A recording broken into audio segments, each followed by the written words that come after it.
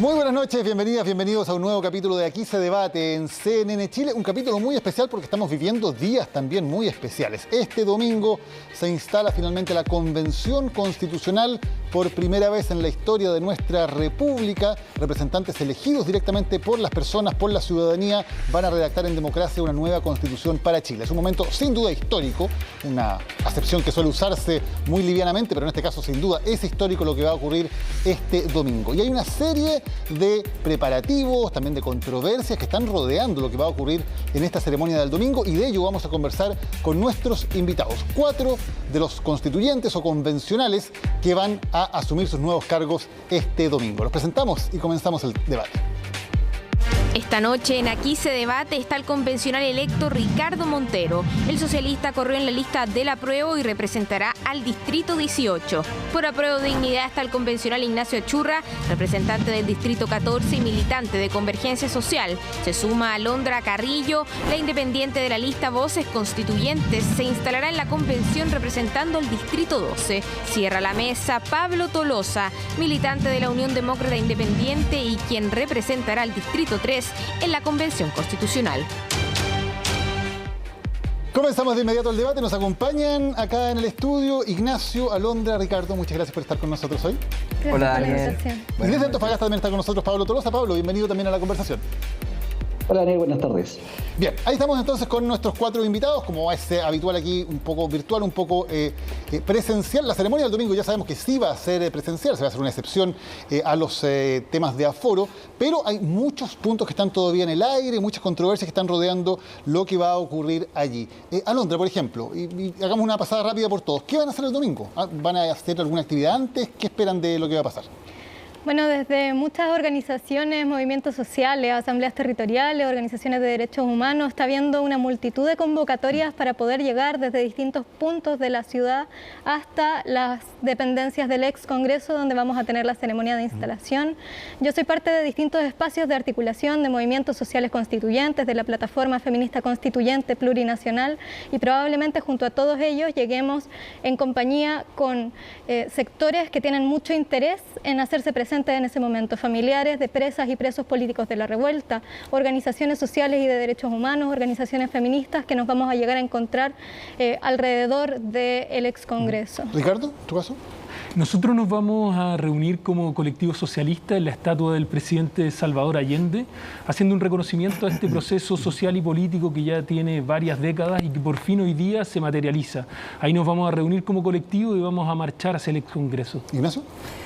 En nuestro caso, los constituyentes electos por el Frente Amplio e independientes vamos a salir desde el barrio Yungay en una suerte de caravana cultural, una cicletada.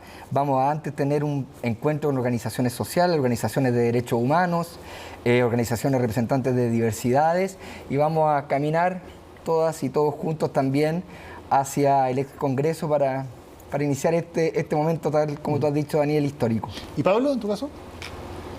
No, en mi caso me voy a dirigir directamente de donde esté alojando hasta el Congreso Nacional, ex Congreso Nacional, así que llegaré lo más temprano posible a estar para el inicio de la convención. Correcto. Pablo, aprovecho a hacer una pregunta inmediatamente. Ha habido cierta controversia por el tema de qué presencia debe tener, por ejemplo, Carabineros, si debe haber un anillo de seguridad que impida que la gente se acerque al ex Congreso, o si debe poder llegar una manifestación hasta las puertas del ex Congreso. ¿Qué te parece? A ver, en primer lugar yo creo que tenemos que tener claro que estamos en un periodo de pandemia, con un rebrote no fácil, de manera tal que creo que no es muy prudente hacer llamados a marchar. Yo creo que tenemos que evitar, evidentemente, todo tipo de posibilidad de mayor contagio. Además que es el día domingo y en Santiago el domingo, a pesar de que están en etapa 2 está en cuarentena. Entonces, creo que ahí hay una situación que creo que no me parece respecto, y creo que es poco prudente. Respecto de los anillos de seguridad, yo creo que sí tiene que haber anillos de seguridad. Los hay en todas las situaciones, y sobre todo por el tema específico de que estamos en pandemia. Y yo creo que en ese sentido, obviamente, estamos en un proceso distinto. Yo creo que todos los que estamos acá quisiéramos poder estar en el salón pleno ese día. Vamos a tener que estar en el patio porque hay un aforo fijado, de forma tal que yo creo que la prudencia obviamente es la madre de la ciencia, y aquí indica que nosotros debiésemos estar obviamente lo más juntos posible, pero obviamente con las distancias y con los anillos de seguridad respectivos. ¿Alondra? Bueno, vamos a estar 155 personas metidas adentro de una carpa, ¿no? A mí me parece que nuestros pueblos han aprendido durante esta pandemia en la que han tenido que pagar todos los costos de la crisis sanitaria a cuidarse. Y la gente que va a convocarse a rodear el ex Congreso va a hacerlo con las medidas sanitarias y de seguridad que hemos aprendido a implementar durante este tiempo, haciendo ejercicio de un derecho fundamental que es el derecho a la manifestación y a la protesta, y también hacer de esta una jornada nuestra también, ¿no? De las personas. A mí me parece muy positivo que la gente quiera llegar hasta esas dependencias y hacerse parte de esta jornada histórica.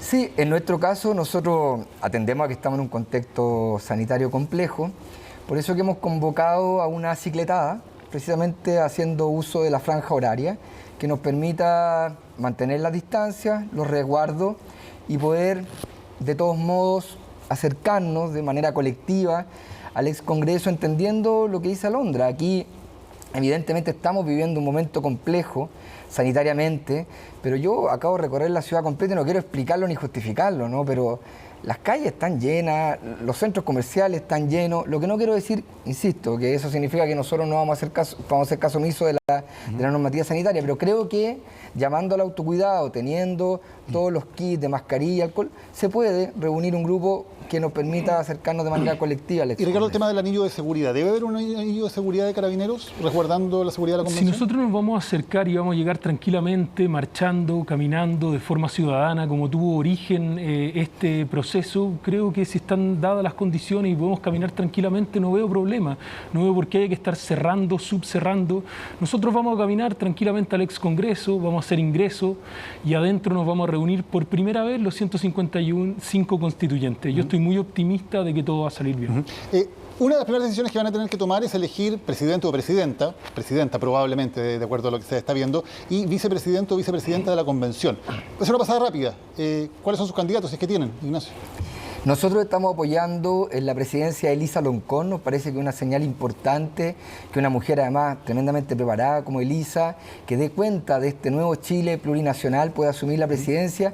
Y en la vicepresidencia creemos que además por una cuestión paritaria debiera estar entonces un hombre, y creemos que ahí una persona, un técnico, una persona especialista en materia constitucional como Jaime Baza, que es nuestro candidato, debiera asumir ese rol. Ahora, por supuesto, esto es algo sujeto a discusión y conversaremos y votaremos en la Convención Constitucional. Claro. ¿Pablo? Yo no tengo un nombre específico. La verdad es que son 155, creo que los 155 que son constituyentes tienen todas las capacidades y potencialidades de poder ser presidentes. Creo que sí que hay que establecer quizás ciertos rangos. Por ejemplo, creo que sí tiene que ser paritario en el sentido de que o bien el hombre sea presidente o bien la mujer sea presidente, pero tiene que ser uno de los dos. Creo que eso es absolutamente razonable. Creo que idealmente, sobre todo yo soy de región, soy de Antofagasta, es decir que idealmente que sean de regiones, eso es como, pero solamente por un efecto de cariño a la región y porque me encanta la descentralización, es parte de lo que a mí me motiva.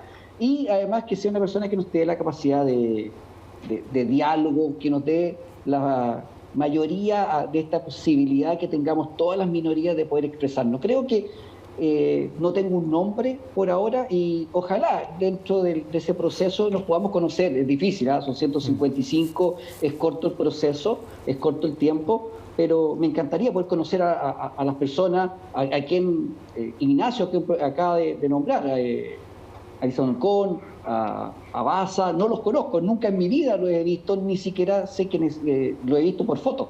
Me encantaría poder conversar con ellos, porque creo que aquí nadie puede vetar a nadie. Creo que ese es el concepto prioritario. ¿Y como Chile Vamos van a presentar un candidato o una candidata o van a sumarse a alguien que pueda generar más consenso? Yo creo que en este momento todavía no hemos tomado una decisión. Yo creo que acá, yo hablo por mí, creo que acá hay que establecer ciertos parámetros, que creo que es la paridad, creo que también es el tema de que ojalá sea de regiones, pero hasta el momento no se ha tomado como Chile Vamos una decisión en ese sentido. ¿Alondra? Sí, dos cosas. Primero, desde la Asamblea de Organizaciones Sociales y Territoriales del Distrito 12 hemos levantado criterios y una noción de mandato hacia quien asuma la presidencia, y esos criterios son que se trate de una mujer indígena, quien pueda presidir, porque es un rol sumamente simbólico y representativo de este momento que se ha abierto y que va a consagrar, esperamos nosotros, un proceso constituyente feminista, plurinacional, popular. Y además, por supuesto, que sea alguien que tenga un compromiso con las garantías democráticas que hemos sostenido para el desarrollo del proceso, que hemos planteado en sucesivas ocasiones, ¿no? Que tienen que ver con la libertad, verdad, justicia, reparación, desmilitarización, cese de las expulsiones y soberanía de la Convención. Pero aquí yo tengo un punto de diferencia, ¿no? En tanto feminista, para mí la paridad no es un techo para la presencia de mujeres. La paridad es un mínimo democrático, pero no significa que junto a cada mujer que ocupe un cargo de representación deba haber un hombre. Eso no tiene sentido, no es parte del espíritu de la paridad ni de su propósito. Y por supuesto que a mí me parece que podría haber una vicepresidencia mujer o de la disidencia sexogenérica, y que ello no atentaría con la paridad. Y solo para cerrarlo, mujer indígena, Elisa Loncón podría ser el nombre. Sí. Perfecto. Nosotros consideramos que es muy valorable, además, que la candidatura de Elisa Loncón se levante desde todas las candidaturas, o sea, desde todos los convencionales del pueblo nación mapuche. Ricardo. Nosotros tenemos una visión un poco más grande o más amplia. No creemos que sea necesario hoy día definir nombres, sino que es un buen momento poder discutirlos el domingo. Pero junto con eso ya hicimos pública nuestra intención de ampliar la mesa.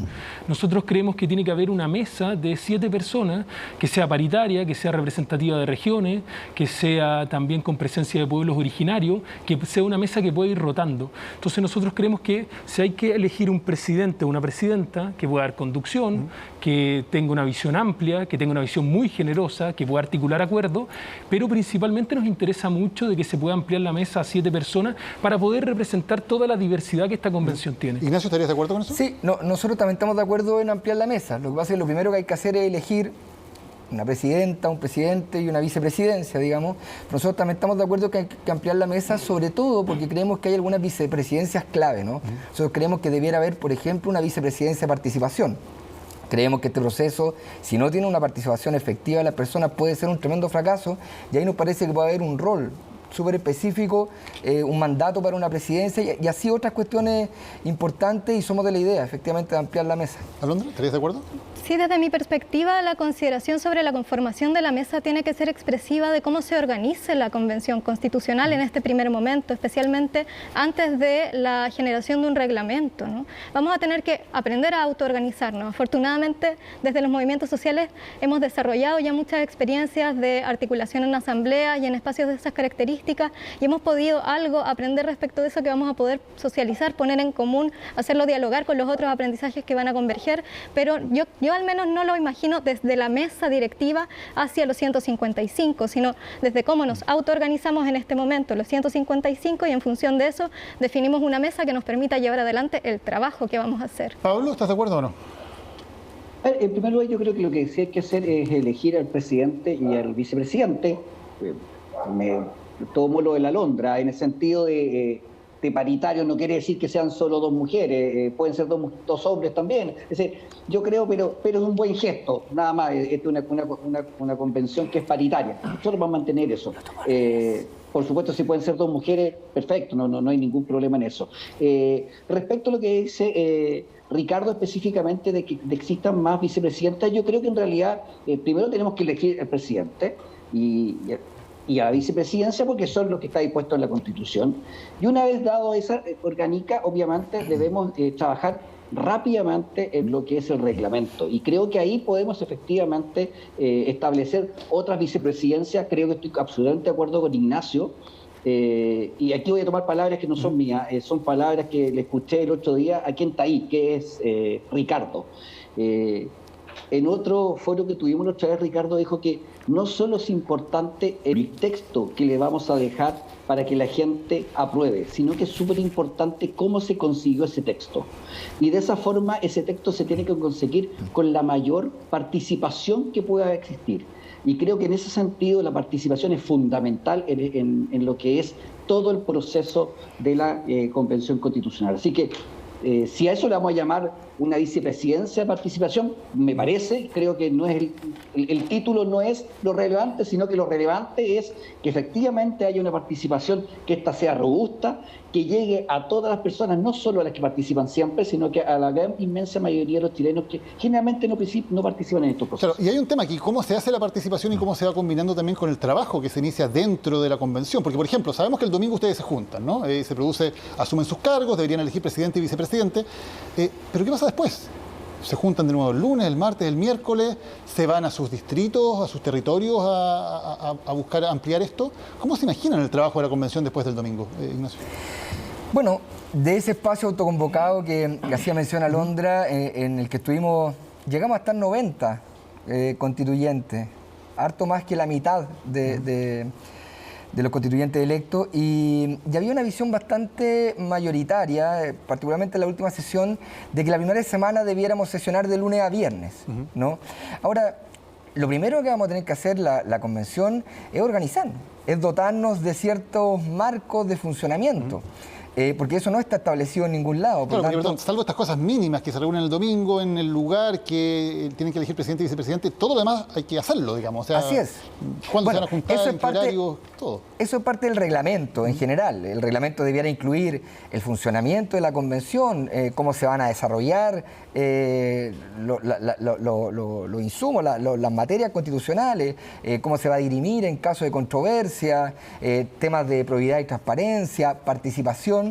Pero también se ha hablado de la posibilidad de una suerte de reglamento transitorio, es decir, poder zanjar algo más inmediato que nos permita echar a andar este proceso y luego abocarnos directamente a lo primero que nos compete, que es establecer el marco de funcionamiento, que otro concepto creo que es importante ahí es la eficiencia, ¿no? Necesitamos generar un sistema de trabajo que sea eficiente y que tenga también principios y valores, la descentralización, la diversidad, la plurinacionalidad. Ahí creo que hay muchos como ejes rectores que deben cruzar el reglamento de funcionamiento de la convención. ¿Ricardo? Como colectivo socialista presentamos una propuesta y creemos que el día domingo lo primero que hay que hacer es presentarnos, lo segundo, asumir nuestros cargos, lo tercero, votar por una presidenta y un vicepresidente, ojalá ampliar la mesa, y ahí también parte de nuestra propuesta es hacer un reglamento base, un reglamento que nos permita acordar ciertos mínimos para comenzar a funcionar. Por ejemplo, temas administrativos para hacer contraparte con el gobierno, por ejemplo, temas de participación ciudadana, implementar inmediatamente temas como probidad y transparencia. Creo que podemos llegar a unos mínimos iniciales para comenzar a trabajar y luego ir complementando ese reglamento con todo lo demás que tiene que considerar. Claro, porque hay varias propuestas que sean, por ejemplo, ¿qué pasa con la ley del lobby? ¿Cómo se aplica a ustedes? Si hay que hacer mayor transparencia. Algunos han propuesto, por ejemplo, que sus cuentas corrientes de los convencionales queden abiertas de alguna manera al escrutinio mientras ustedes hagan ese trabajo. Alondra, ¿estarías de acuerdo con normas de transparencia? Sí, estaría de acuerdo. A mí me parece que en general hay que tener una disposición total a la transparencia a lo largo del proceso, y eso en todo nivel, ¿no? A mí me parece que es un mandato también que se nos ha hecho desde las organizaciones sociales y desde la ciudadanía en general, que quieren ver este proceso, que quieren tener la posibilidad de conocer cómo se va a desarrollar la discusión, poder conocer en detalle cuáles van a ser las posiciones que vamos a volcar en el debate, y hay quienes han planteado que eso podría distorsionar las discusiones, que podría producir que la gente se comporte como en un programa de televisión, en fin, pero a mí me parece que en realidad lo que va a producir la transparencia es una responsabilización política respecto de lo que decimos y lo que hacemos, y eso me parece absolutamente pertinente para este ejercicio democrático inédito que vamos a estar desarrollando además. Pablo, ¿transparencia total o tiene que haber espacios de reserva? A ver, yo creo que tiene que haber transparencia total. Obviamente, y esto no es un proceso en Chile, yo he estado estudiando distintos procesos en distintos países del mundo, y generalmente se ha señalado que cuando hay algunos espacios entre constituyentes más cercanos, un poco privacidad, se ha logrado destrabar ciertos temas, bajo dos condiciones. Una, que es que todo lo que se hable en esa sesión obviamente quede escrito y que posteriormente sea conocido. Y en segundo lugar, que ese, entre comillas, reunión secreta o lo que podríamos llamarlo de alguna forma, solamente es por constituyentes. No puedes, desde el momento que un tercero entra a una sala, esa sala es absolutamente pública. Yo creo que bajo esa condición es absolutamente, tenemos que tener una transparencia absoluta y total. Tenemos que, ojalá, ocupar todos los sistemas que existen desde el punto de vista telemático, televisión, radio. Creo que esto es un proceso, primero es un proceso que dura 9 meses, ampliable a 3. Por tanto, tenemos un tiempo acotado para hacerlo, un tiempo en el cual la ciudadanía tiene que necesariamente conocer cómo vamos avanzando en este proceso. Así que, de todas maneras, la transparencia es absoluta, y tal como creo que lo decía Ignacio, creo que acá también hay un tema que de cómo vamos a funcionar, eso tendremos que verlo. Yo creo que es súper necesario que por lo menos una semana se sesione en regiones. Creo que no podemos estar sesionando siempre en Santiago, porque si queremos participación, si queremos escuchar a la gente, obviamente la gente de mi distrito de Antofagasta es muy difícil que vaya a viajar a Santiago para que alguien lo escuche. Alguien que vive en Ollagüe, de los pueblos quechua, no van a poder, bajo ningún punto de vista, poder viajar a Santiago. Entonces yo creo que la convención también hay que llevarla hacia la gente. Y en ese sentido, ojalá que podamos establecer que a lo menos una semana trabajemos en las regiones. Yo creo que las regiones todas tienen la capacidad absoluta para hacerlo desde el punto de vista de infraestructura, capacidad. Yo creo que es un muy buen ejemplo o una muy buena señal de descentralización. Perfecto. Que lo que estamos muchos hablando, que la practiquemos realmente dentro de la convención. Ignacio. Sí, no, yo una cosa muy breve de reforzar el tema de la transparencia, ¿no? Esta convención no surge de manera espontánea, surge de una crisis profunda social, política, del país, en el que una de las, digamos, cuestiones que han estado bajo la crítica permanente de la opinión pública son las instituciones, ¿no? Y en ese sentido, yo creo que hacer un debate absolutamente transparente de cara a la ciudadanía es una condición para que este proceso tenga legitimidad. O sea, si aquí se empiezan a generar estos conversaciones, los pasillos, en las cocinas, todo esto que la ciudadanía ha detectado como esa parte que hay que desterrar, ¿no?, de las prácticas de la política, este proceso se va a empezar a ensuciar. Yo creo que mientras mayor transparencia, mayor legitimidad. Alondra, hay otro tema que ha estado marcando de alguna manera el inicio de esta convención, que tiene que ver, por ejemplo, con los presos de la revuelta, los presos del estallido. ¿Qué rol le cabe a la Convención Constitucional? Aquí obviamente le doy la palabra luego a todos, en este tema. Yo pienso que en ese tema y en otros temas también muy pertinentes, como las responsabilidades políticas y penales respecto de las violaciones a los derechos humanos sistemáticas y masivas que se han desarrollado desde el 18 de octubre en adelante, la Convención tiene una tarea política fundamental. La Convención no solamente está llamada a escribir un nuevo texto constitucional, está llamada a discutir en qué país vivimos y en qué país queremos vivir. Y esa discusión también compete, por tanto, a la discusión sobre la prisión política. Nuestros pueblos no están dispuestos a vivir en un país donde hay prisión política como condición del desarrollo de este proceso constituyente, y por tanto es nuestra tarea discutir esto y elevar mandatos y llamados democráticos a otras instituciones del Estado para poder destrabar estas condiciones políticas que están dañando la participación y el desarrollo de un proceso que sea legítimo a los ojos de nuestros pueblos, que son quienes mediante la movilización y la protesta social hicieron posible siquiera que hoy estemos encontrándonos en una convención constitucional para darnos un nuevo orden normativo general para nuestro país. Pablo, ¿estás de acuerdo con que hay presos políticos en Chile y te parece que es un tema que deba discutir la convención? No, yo no creo que hay presos políticos en Chile. Yo soy abogado, creo en el Estado de Derecho, creo en las instituciones. Si no, dejaría de ser abogado. Yo creo que acá hay una independencia del Poder Ejecutivo, hay independencia del Poder Judicial, hay una independencia del Poder Legislativo, hay una institución muy respetable que es el Ministerio Público, quien investiga. Es un proceso que se cambió, el proceso penal es nuevo entre comillas. Yo hago clase de Derecho Procesal Penal, por eso lo hago referencia. Es un proceso súper transparente, es un proceso que está absolutamente abierto a la comunidad, es público, de manera tal que yo creo que acá, si hay personas que están condenadas, ahora sí puedo estimar que yo creo que hay procesos que se han demorado más. Y creo en ese momento, o eso es algo que podemos efectivamente señalar, que ojalá los procesos duren menos, que las prisiones preventivas se establezcan dentro de un periodo de tiempo y que por tanto los procesos se aceleren, pero no creo en el caso alguno que en nuestro país hay Estado de Derecho y por tanto no hay presos políticos. Ricardo. A ver, yo creo que primero hay que entender cuál fue el contexto que partió esto. Violaciones sostenidas a través del tiempo de los derechos humanos, de la cual el Estado también ha sido una de las personas que acciona en la persecución penal. Lo segundo, me parece impresentable que a estas alturas del debate todavía no sepamos cuántas personas son y en qué condiciones están. O sea, estamos haciendo una reivindicación democrática y el Ministerio de Justicia hoy día no es capaz de decirnos cuántas personas están detenidas, bajo qué tipo de acción, si está involucrado el gobierno o no, y qué es lo que va a pasar hacia adelante. Y en ese sentido creo que tenemos que ver qué es lo que viene. Hay una tramitación de un proyecto actualmente en el Senado y hay que ver cómo se puede destrabar y solucionar el problema, entendiendo las situaciones particulares que nos trajeron hasta acá. Ignacio. Sí, nosotros hemos hecho un llamamiento súper concreto. Hemos pedido que se retiren las querellas por ley de seguridad interior del Estado.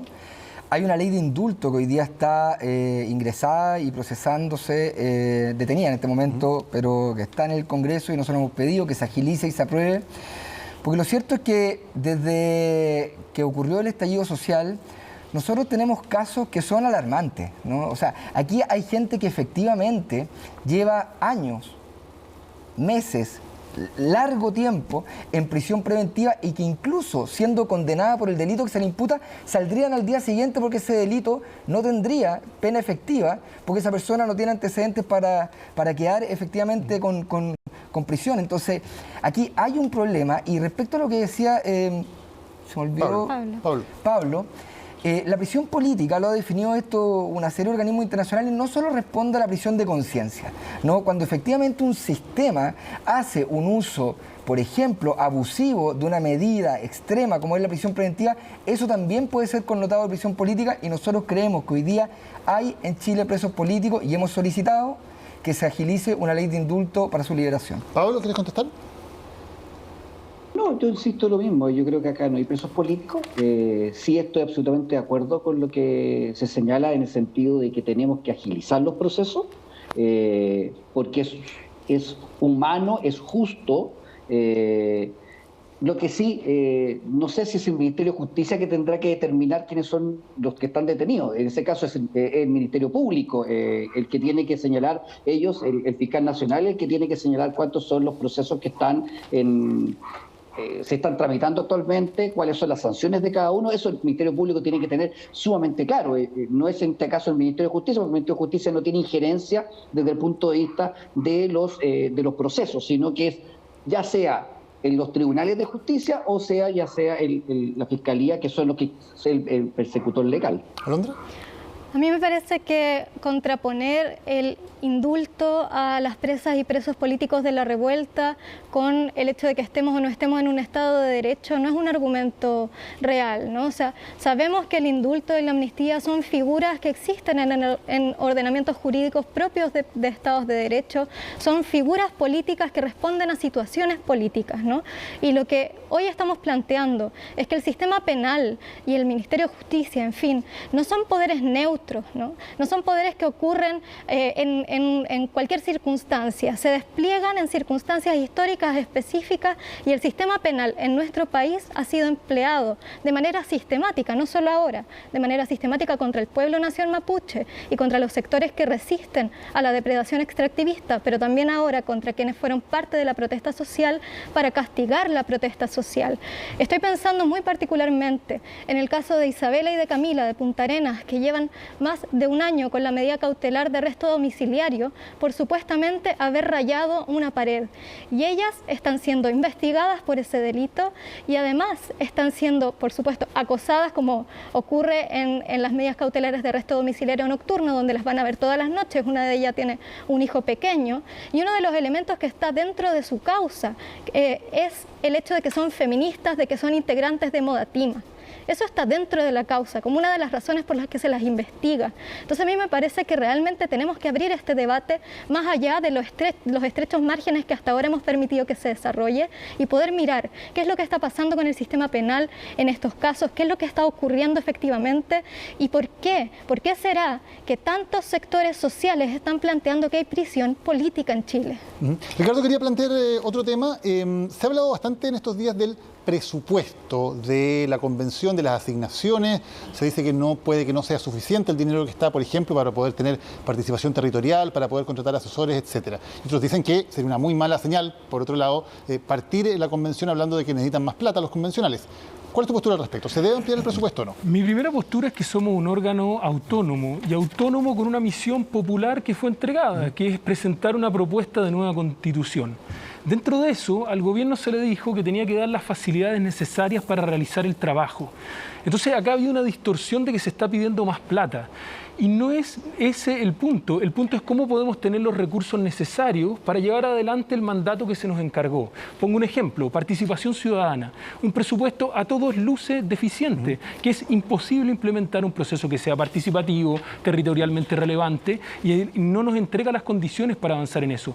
Entonces, nuestra postura no es que se dé más plata, ese no es el punto es que nos permitan realizar el trabajo encomendado, y eso involucra lógicamente un presupuesto. Okay. ¿Tienen un cálculo de cuánto? ¿De cuánto que respecto a todo? Sí. Eso le va a corresponder a la convención de asumirlo. 500 millones de pesos, por ejemplo, para todo el proceso participativo, para todo el tema de publicidad. Si uno compara con otros procesos, como el que me tocó liderar en el gobierno de la presidenta Bachelet, es absolutamente insuficiente. ¿Alondra? ¿Debe haber más recursos? Sí, a mí me parece que la Convención Constitucional tiene muy claramente definidas sus atribuciones. Es bastante impresionante cómo se nos ha forzado desde la prensa, desde la opinión pública, a remitirnos a nuestras atribuciones, y cuando hablamos de cuestiones que nos competen directamente se nos dice, pero ¿cómo se le ocurre hablar de eso, no?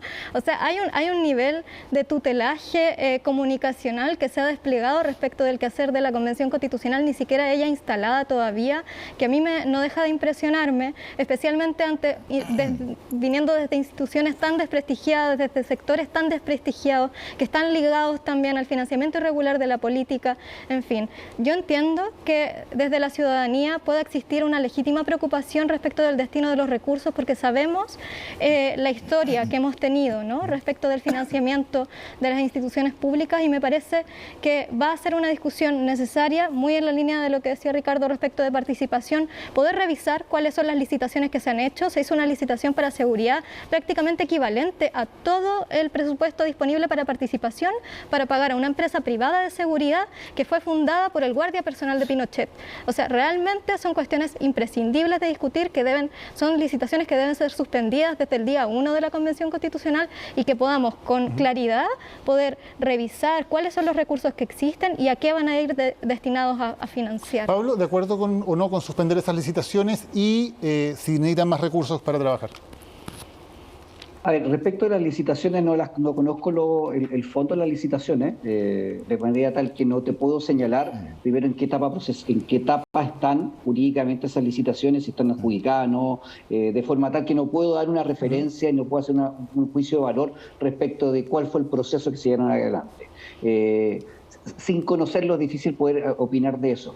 Respecto de los mayores fondos, yo creo que doy un punto. En el caso específico de lo que dice Ricardo, efectivamente yo creo que los fondos para lo que es el tema de participación creo que son bajos. Creo que respecto específicamente a los asesores, la suma de 1.400.000 creo que es absolutamente razonable. Creo que pedir más plata para asesores es exactamente caer en lo que no tenemos que caer. Yo creo que el presupuesto está, tenemos que ver cómo podemos ser austeros, porque yo creo que esa es la primera norma que tiene que tener esta convención, ser absolutamente austero. Y en ese sentido yo creo que respecto específicamente de lo que es participación, yo creo que podríamos analizarlo.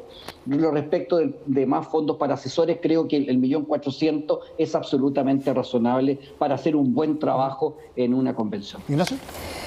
Sí, yo en primer lugar creo que hay un principio general que debe movilizar y cruzar todo el trabajo de la convención, que es la austeridad. Yo creo que el país vive un momento, una crisis profunda económica, la gente lo está pasando mal, y sería un despropósito absoluto que esta convención hiciera como un despliegue de recursos extras. Dicho eso, creo que hay otro criterio que tiene que cruzar la convención, que es que la convención cuente con los recursos suficientes para realizar su mandato. Y en el tema de participación, por ejemplo, 500 millones de pesos. El proyecto de participación de la presidenta Bachelet costó 2.900 millones de pesos. Es decir, 6 veces más. Y uno podría evaluarlo como un proyecto positivo, como un despliegue positivo, pero insuficiente.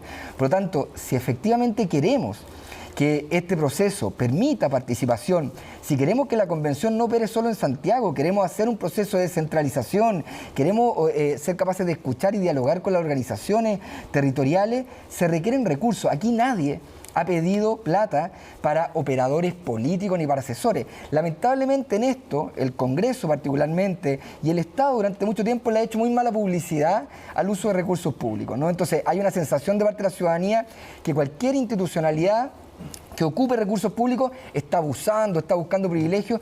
Aquí yo no he visto a nadie de la Convención Constitucional que esté pidiendo más plata para los constituyentes. Se está simplemente diciendo que parte de las atribuciones de la Convención es discutir las condiciones de ese presupuesto única y exclusivamente para que la Constitución haga el trabajo para el que fue mandatado. Ahora, Ignacio, esa suspicacia evidentemente va a existir en cuanto, por ejemplo, si hay una cantidad mayor de fondos para participación, a quién se le licita, a quién lo hace, quién lo gana, hay una cantidad de plata importante en juego. Por lo tanto, ¿cómo se dan las instancias? ¿Quién tiene que tomar esas decisiones, por ejemplo, de a quién se le va a entregar una licitación para participación o para otros ítems que se consideran indispensables? Bueno, la atribución de tomar esas decisiones es autónoma de la Convención Constitucional. Ahora, del modo en que se va a hacer, lo vamos a descubrir, lo vamos a decidir cuando nos juntemos los 155.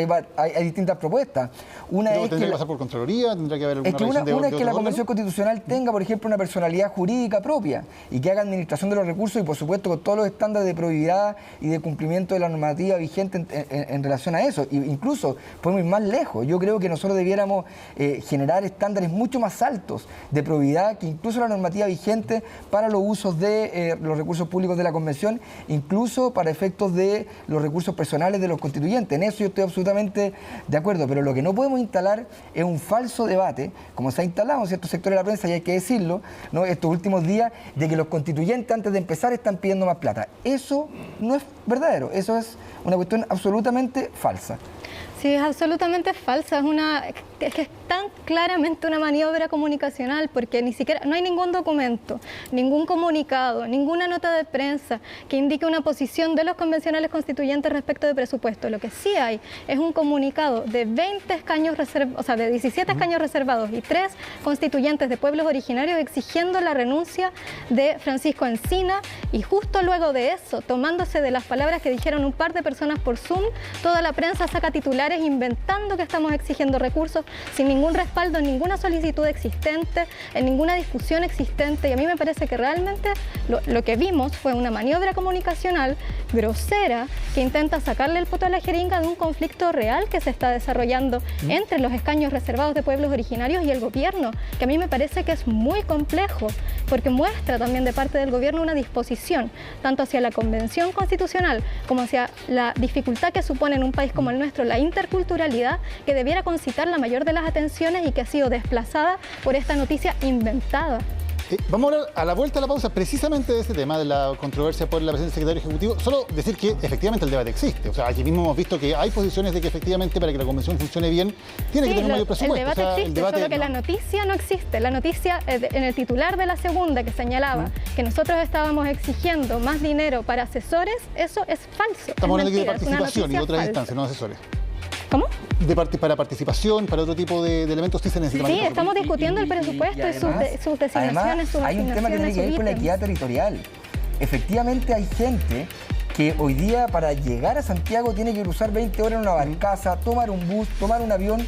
Por supuesto que esa persona, si se tiene que desplazar al centro del país y tiene que arrendarse un espacio para trabajar, etcétera, etcétera, bueno, esa persona requerirá ciertos recursos, insisto, para hacer su trabajo, no para enriquecerse, para poder hacer su trabajo correctamente. La gente comprenderá que un constituyente requiere un mínimo equipo, un mínimo, digamos, marco de trabajo que le permita hacer su trabajo correctamente, si no es una tarea imposible, ¿no? Ahora, eso tiene que tener límites, como lo hemos discutido antes, porque si no se llega a lo que pasa en el Congreso, con los teléfonos... Por supuesto, que nos llenamos de operadores políticos y todo. Y nadie quiere llegar a replicar esas malas prácticas que tenemos hoy día en el Congreso, sin duda en la Convención. Transparencia y rendición de cuentas como criterio general, eso es fundamental. Vamos a la pausa y luego vamos precisamente al tema que planteaba Alondra sobre una de las controversias que están rodeando esta instalación. Vamos a la pausa y volvemos de inmediato.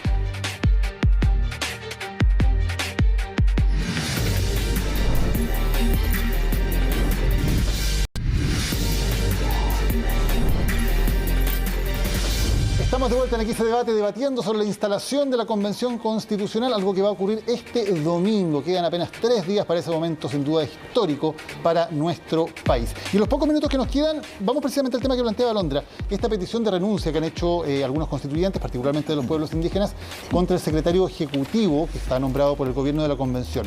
¿Debería renunciar efectivamente Francisco Encina? Secretario ejecutivo que, entre paréntesis, gana 7 millones de pesos al mes. A mí me parece que por supuesto que sí. Nosotros hemos decidido desde movimientos sociales, las compañeras feministas hemos apoyado las declaraciones de los pueblos originarios, la solicitud de renuncia, porque sabemos que está respaldada en una posición muy necesaria de sostener en este terreno. Estamos iniciando una convención constitucional que va a permitir consagrar un Estado plurinacional al fin en nuestro país.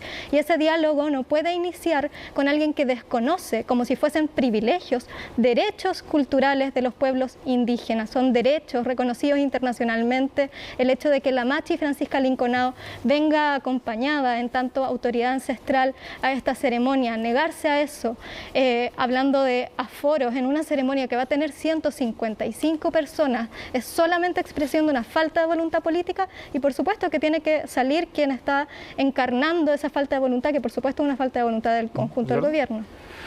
A ver, yo creo que el gobierno se ha esforzado por entorpecer el trabajo. Primero tiene que sacar un decreto, algo tan simple como un decreto que ya está definido qué es lo que tiene que contener. Cambia el tipo de forma para asumir y cambia o condiciona o intenta condicionar, porque no tiene atribuciones, la forma de votar. Ahora hay una serie de solicitudes que se le hacen una carta formalmente. Una solicitud súper razonable, muy simple y bien justificada. ¿Cuál es el problema? ¿Cuál es el problema de acceder a eso y facilitar el trabajo en vez de entorpecer? Entonces, creo que si no van a ayudar, entonces que no estorben. Y respecto a la decisión, le corresponde, ya por fin nos quedan pocos días, cuando se constituya la convención, le corresponde al órgano autónomo y soberano que vamos a hacer nosotros como convención constitucional. Pablo, ¿estás de acuerdo en primer lugar con estas críticas? Y segundo, por ejemplo, con la posibilidad de que la Machi Linconao pueda estar con una persona, con un asesor dentro de la convención? No es un asesor. Yo creo que el día de ayer expresaba, yo creo que la ceremonia de inicio de la convención tiene que basarse en 3 principios fundamentales. El primero es austeridad y sobriedad, creo que ese es primero. En segundo lugar, los 155 convencionales somos todos iguales. Por tanto, todos tenemos los mismos derechos y las mismas obligaciones. De manera tal que si todos vamos a ir solos, todos tenemos que ir solos. Y también un tercer principio, que es el principio de que estamos en una situación donde la salud es primero y por tanto, obviamente, yo estoy absolutamente seguro que todos quisiéramos que esta ceremonia se realizara al interior del salón. A mí me encantaría que en esa ceremonia estuviera mi señora, estuvieran mis hijos, me encantaría, mi madre, por una situación bien especial. Pero no se puede. Y lamentablemente eso es así y tenemos que cumplirlo porque las normas sanitarias son especiales. Respecto específicamente de la renuncia de Francisco Encina, a quien no conozco, creo que miento si he conversado una vez con él, alguna vez.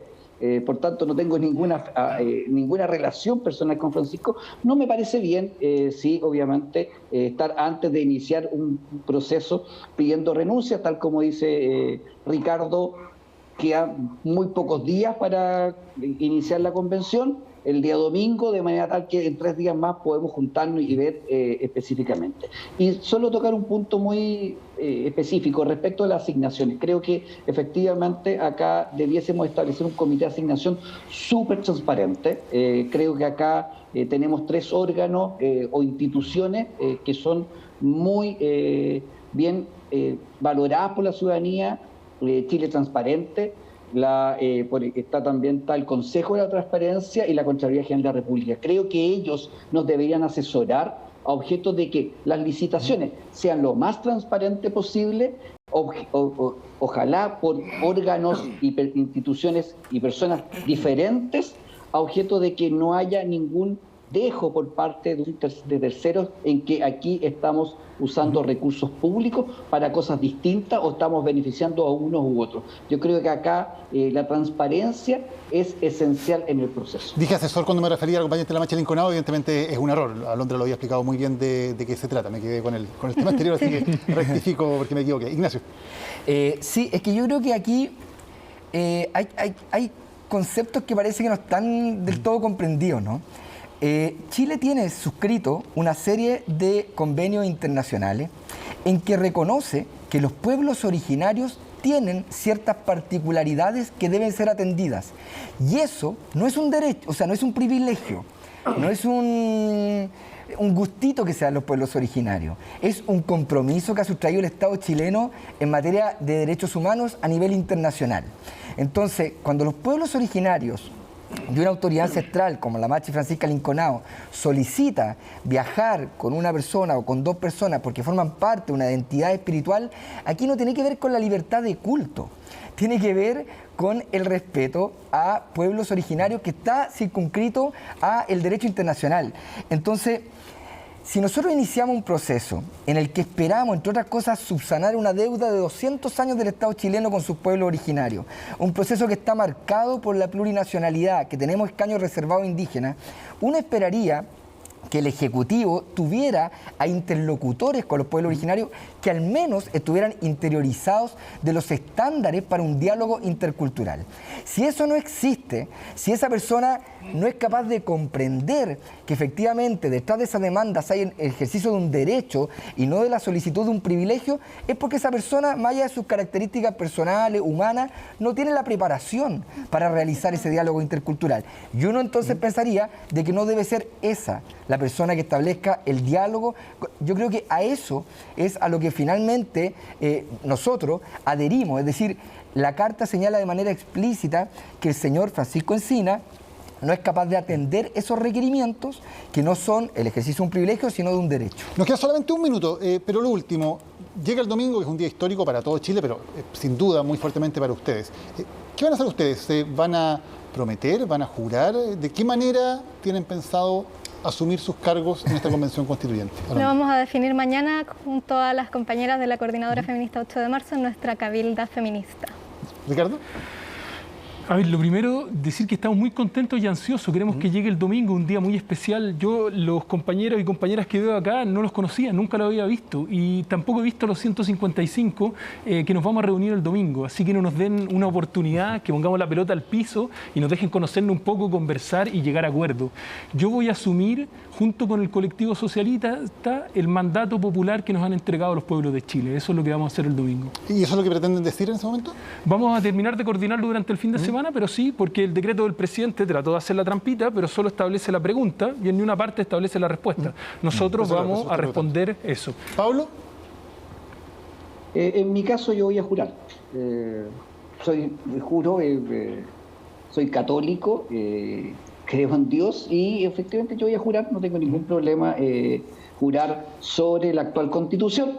Va a ser raro, pero que es la que vamos a cambiar, pero es la institucionalidad que existe, la legislación vigente, y creo que en mi caso, ahora, es absolutamente razonable que cada uno, desde su foro interno, tome el juramento o prometa de acuerdo o establezca la frase que lo estime conveniente. Acá lo importante es que tiene que haber sí un acto, porque desde ese momento parten una serie de inhabilidades, incompatibilidades.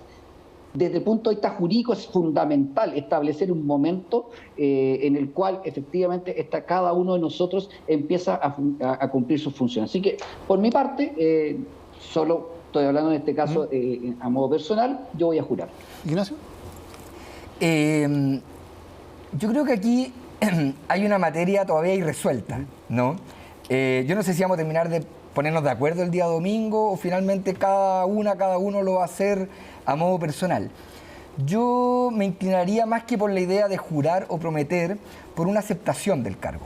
Y creo que efectivamente esa aceptación del cargo es nada más ni nada menos que un mandato que nos han entregado los pueblos de Chile para escribir y redactar una nueva constitución, y me parece que eso... Una propuesta, Ignacio, una propuesta. me parece que yo al menos me voy a ceñir a algo parecido, si es que no nos ponemos todos de acuerdo, que lo veo difícil.